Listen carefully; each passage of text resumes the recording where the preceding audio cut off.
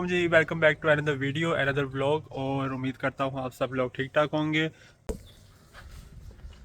अच्छा, सुबह सुबह हमें पता लगा कि हमारी गाड़ी के साथ ना एक कारनामा हो गया।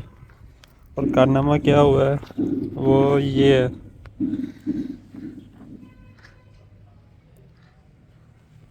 ये माशाल्लाह से किसी ने बड़ा प्यारा डिज़ाइन बनाया है। ये दिल भी बना दिया और यहाँ पे एब्स्ट्रैक्ट वर्क और दरमियान में दिल। तो गाड़ी असल में बाइक खड़ी रहती है, तो ये तो होना था फिर कभी ना कभी। तो इसको भी अब ठीक कराना है, लेकिन चले पहले चलते हैं हम अपने असल मुद्दे पे। ये खड़ी है हमारी गाड़ी। काफ़ी दिनों से हमने इसको स्टार्ट नहीं किया और कोई काम शाम नहीं कराया है, क्योंकि ज़रा काम शाम में मसरूफ़ थे हम भी।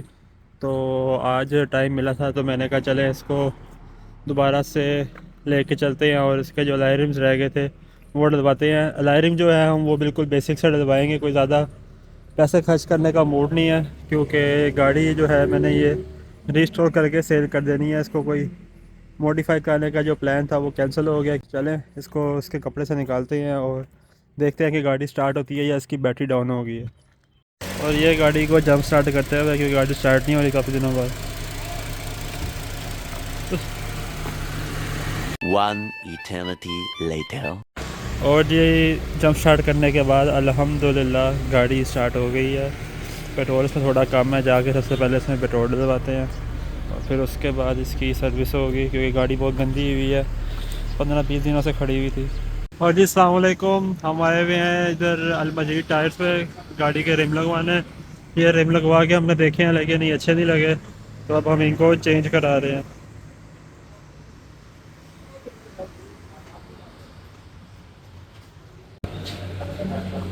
ये जो है ये रिम की वैरायटी है।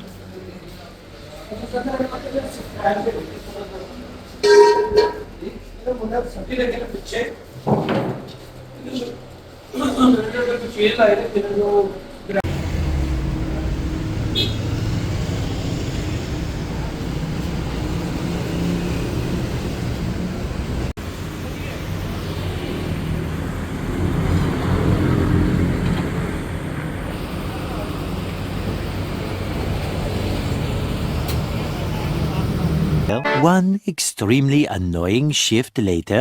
और इस वक्त मौजूद हैं हम जोहर टाउन और हम अब जा रहे हैं फौजी तिक्का। और किस पे जा रहे हैं? इस करोला पे। वैसे माशाल्लाह रिम बहुत प्यारे हैं इसके। ये है 17 इंचज़। ये हमारे आगा साहब की गाड़ी है, आगा साहब का हम वेट कर रहे हैं और उसके बाद हम निकलेंगे फौजी तिक्का। So much later that the old narrator got tired of waiting and they had to hire a new one.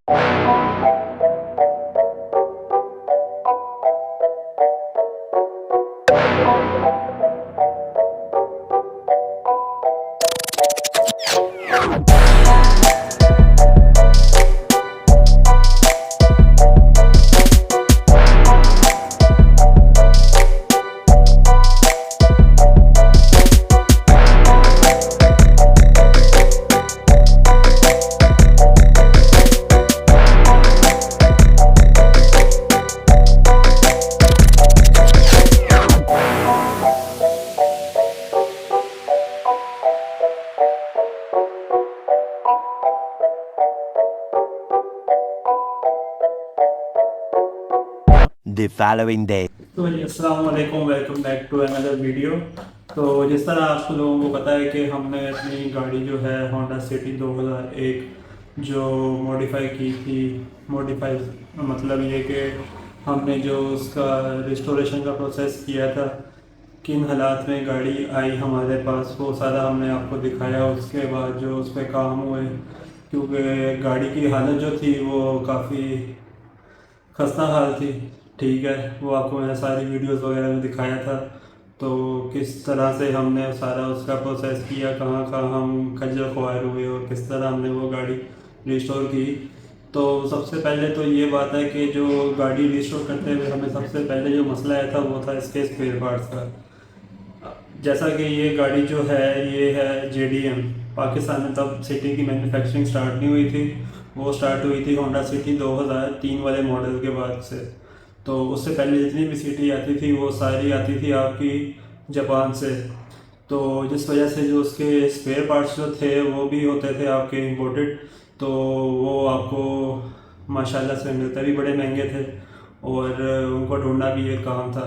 खैर वो जो भी हुआ सारा हमने किया उसको, और गाड़ी जो इस वक्त है आपको वीडियो में नज़र आ रहा होगा कि गाड़ी जो इस वक्त है वो अब 10/10 हालत में है, और जिस हालत में आई थी उससे बहुत साफ हालत में गाड़ी हो गई हुई है। तो मैंने वीडियो बनाने का मकसद ये था कि आपसे आज जो हमारी जो कॉस्ट वगैरह आई थी गाड़ी रिस्टोर करने की वो आपके साथ शेयर करनी थी। तो सबसे पहले हम आए थे गाड़ी के मैकेनिकल और इलेक्ट्रिकल पार्ट्स पे। तो सबसे पहले उसका हमने डिस्ट्रीब्यूटर डलवाया था, वो आया था हमारा 5000 का, ठीक है। उसके बाद कॉइल की वायरिंग वगैरह ख़राब थी गाड़ी की, गाड़ी स्टार्ट नहीं हो रही थी जब हम लेने गए थे गाड़ी की डिलीवरी। तो डिस्ट्रीब्यूटर और कॉइल वायरिंग हमने वहीं पे कराई थी, तो 3000 कॉइल वायरिंग का लगा था और 5000 जो है हमारा डिस्ट्रीब्यूटर का लगा था। उसके बाद गाड़ी की जो लाइट्स थी वो काफ़ी खस्ता हाल में थी, जिस तरह वीडियो में देख सकते हैं, और वो हमने करवाई 7500 की लाइटें उसकी हमने रिस्टोर कराई थी। अगली और पिछली, अगली लाइट जो थी वो एक तो बिल्कुल क्रैक थी, दूसरी ये थी वो रिपेयरेबल थी, तो हमने वो रिपेयर करा ली थी। पिछली दोनों लाइटें टूटी हुई नहीं थी, ख़राब हुई हुई थी, क्रोम उनका डल हुआ था, तो हमने वो खोल के सारी रिपेयर करा ली, क्योंकि नई लाइट जो थी वो काफ़ी महंगी थी, तो इसलिए हमने प्रेफर किया कि हम उन्हीं को रिपेयर करा लें। तो 7500 हमारा आया खर्चा वहाँ पे। उसके बाद हमने उसके लिए एक स्टेयरिंग लिया था, वो स्टेयरिंग उस पर फिट तो ना हो सका, लेकिन 6000 का हमने वो स्टेयरिंग लिया था, वो हमारा ज़ाया हो गया। तो जो उसका जो फिर ओरिजिनल स्टेयरिंग था उसी को हमने ज़रा थोड़ा बहुत साफ वगैरह करा के पॉलिश वगैरह करा के उसी को लेने दिया हमने गाड़ी में। तो उसके बाद आते हैं गाड़ी का डेंटिंग और पेंटिंग का काम। डेंटिंग का जो काम था वो गाड़ी का हुआ 25,000 में, ठीक है, क्योंकि काम काफ़ी ज़्यादा था। गाड़ी कभी पेंट नहीं हुई थी, अपनी असल हालत में थी, जिस तरह कंपनी से पेंट आता है वही पेंट उसका चल रहा था। गाड़ी कभी दोबारा पेंट नहीं हुई थी या उसकी डेंटिंग नहीं हुई थी, जिस तरह बस आई थी उसी तरह चल रही थी। तो डेंटिंग का जो था हमारा 25,000 का खर्चा आया था। उसके अलावा जो पेंट का खर्चा था वो हमारा 47,000 का आया था। तो कुल मिला के ये 25 और 47 आपका बन जाता है कोई 72-73,000 जो था ना हमारा, वो खाली डेंटिंग और पेंटिंग का खर्चा आया। उसके अलावा हम आए थे हैं फिर इसके डोर कार्ड्स पे। डोर कार्ड्स इसके बिल्कुल भी फारग थे अगले दो, खास तौर पे ड्राइविंग साइड का और पैसेंजर साइड का, वो दोनों बिल्कुल खस्ता हाल में थे। तस्वीरें आपको नज़र आ रही होगी वीडियो में जिस तरह की उसकी हालत थी। तो वो हमने चेंज कराया, उसको रिपेयर कराया, बल्कि चेंज तो उसका 55,000 रुपये का डोर कार्ड मिल रहे थे दो मिलाकर से। तो हमने फिर मिंटगोमरी रोड से उसका बंदा ढूंढा स्पेशल, और उसको हमने रिपेयर कराया, और इसका जो खर्चा आया हमारा 15,000 का आया था। उसके बाद हम आ जाते हैं इसके पोशिश वगैरह पे, फ्लोरिंग वगैरह पे, और जो पेपर वगैरह हमने लगवाया था इसका, उसका जो हमारा टोटल खर्चा आया था वो 20,500 का आया था, जिसमें आपकी पोशिश थी, आपकी फ्लोरिंग थी, आपके क्लीनर्स वगैरह जो भी, और फिर उसमें आपके कारपेट मैट्स आ जाते हैं सिलिकॉन के, और इस तरह की चीज़ें थी। उस पर हमारा 20,500 का खर्चा आया था। उसके अलावा फिर बात आ जाती है गाड़ी के टायर्स और रिम्स की। गाड़ी जब आई उसके टायर्स जो थे वो बस कोई किस कंपनी का था, कोई किस कंपनी का था, मतलब एक एक टायर लेके उसका बस काम चलाया हुआ था। तो टायर रिप्लेस करना ज़रूरी था, क्योंकि गाड़ी के जब तक टायर सही ना हो तो गाड़ी का मज़ा नहीं आता, और रिस्की भी होती है गाड़ी चलानी पुराने टायरों के साथ, कि खुदा न खास्ता कोई टायर वगैरह कहीं फट जाए तो वो फिर कोई हादसा वगैरह उसका हो सकता है। तो इसलिए हमने उसके जो टायर्स थे वो नए लिए, वो 25,000 रुपये के टायर लिए हमने यूरो के, ठीक है।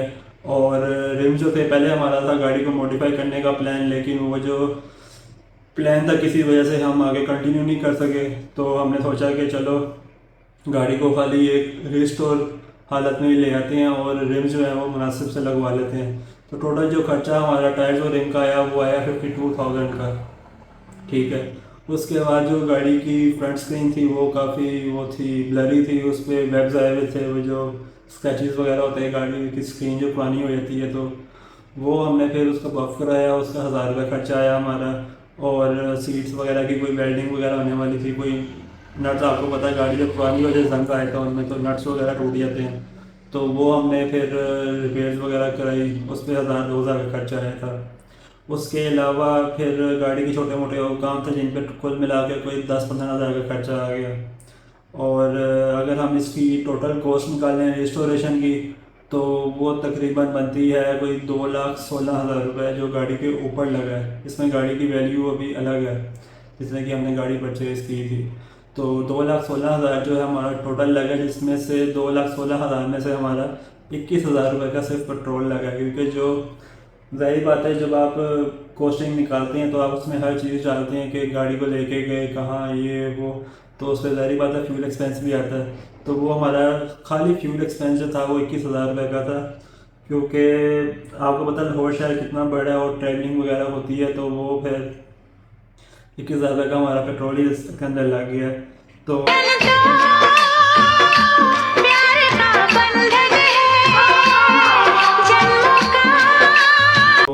अगर आप पूरे प्रोजेक्ट की कॉस्ट देखें तो गाड़ी की कीमत के अलावा 2,16,000 रुपये लगे रिस्टोरेशन का।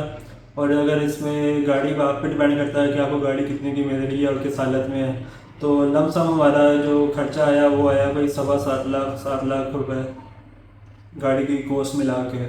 तो लेकिन अब ये है कि 7.5-7.5 लाख में आपको कोई अच्छी गाड़ी नहीं मिलती, जो गाड़ियों के हालात हैं, जो रेट्स वगैरह हैं।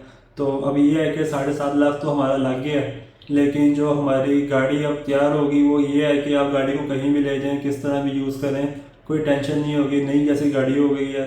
तो 7.5 लाख रुपये में आपको आजकल अच्छी मिलान नहीं मिलती, तो ये तो फिर एक एसी वाली गाड़ी है। हाँ, एसी का जो था वो एक्सपेंस हमें कोई नहीं आया, क्योंकि एसी जो प्रीवियस ओनर थे उन्होंने उसका नया एसी डलवाया हुआ था, सारे काम हुए थे, तो जो एसी का एक्सपेंस था ना वो हमारा बच गया।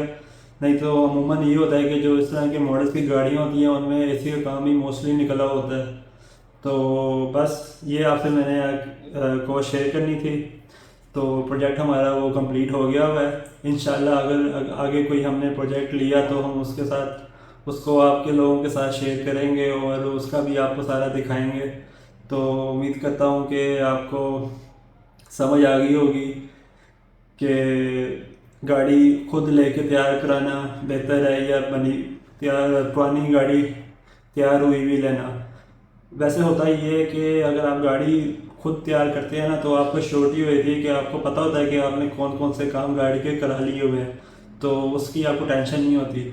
आप तैयारशुदा गाड़ी लेंगे या मतलब अच्छी हालत में भी आप गाड़ी लेंगे तो ये पुरानी गाड़ी होती हैं, इनमें काम निकलते ही निकलते हैं यूज़ गाड़ियों में।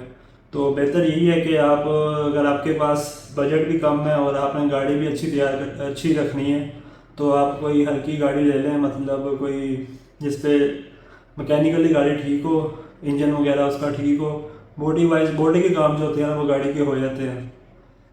बस शर्त ये है कि गाड़ी एक्सीडेंट ना हो।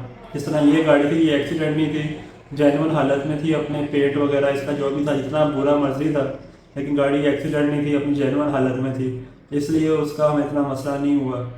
तो बस ये ध्यान रखना है कि जो भी गाड़ी लें आप उसको मैकेनिकली चेक कर लें ताकि आपको अंदाज़ा हो जाए कि कितना खर्चा आपका इसके इंजन वगैरह पे होना है। और बॉडी का आपने बस ये ध्यान रखना है कि गाड़ी एक्सीडेंट ना हो, बाकी बॉडी के काम सारे हो जाते हैं, गाड़ी तैयार हो जाती है। बस एक्सीडेंट नहीं होनी चाहिए गाड़ी, क्योंकि एक्सीडेंट गाड़ी को आप जो मर्ज़ी कर लें वो तैयार नहीं हो सकती दोबारा। तो उम्मीद करता हूँ कि आपको हमारी वीडियो पसंद आई होगी। मिलते हैं आपसे अगले व्लॉग में, अपना ख्याल रखिएगा। अल्लाह हाफिज़।